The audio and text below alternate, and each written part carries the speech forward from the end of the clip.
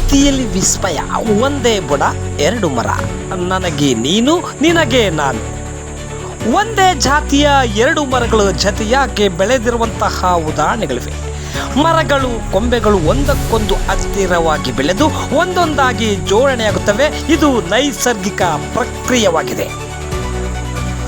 ಒಂದೇ ಬುಡದಲ್ಲಿ ಎರಡು ವಿಭಿನ್ನ ಪ್ರಕಾರದ ಆಲದ ಮರ ಮತ್ತು ತಾಳೆ ಮರ ಬೆಳೆದಿದ್ದು, ಇದು ಪ್ರಕೃತಿಯ ಸೌಂದರ್ಯ ಮತ್ತು ಜೀವಿಗಳ ನಡುವಿನ ಸಾಮರಸ್ಯವನ್ನು ಎತ್ತಿ ತೋರಿಸುತ್ತಿದೆ.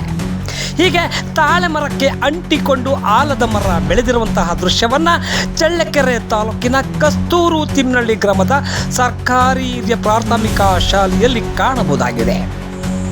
ಶಾಲೆಯ ಆವರಣದಲ್ಲಿನ ಆಲದ ಮರ ಹಾಗೂ ತಾಳೆ ಮರ ಒಂದೇ ಬುಡ ಎರಡು ಮರ ಎನ್ನುವಂತೆ ಗೋಚರಿಸುತ್ತಿದ್ದು, ನನಗೆ ನೀನು ನಿನಗೆ ನಾನು ಎನ್ನುವಂತೆ ಎರಡು ಮರಗಳು ಒಂದಕ್ಕೊಂದು ಅಂಟಿಕೊಂಡು ಬೆಳೆದಿದ್ದು ಪ್ರಕೃತಿಯಲ್ಲಿನ ವಿಸ್ಮಯವನ್ನು ತೋರಿಸುತ್ತಿವೆ.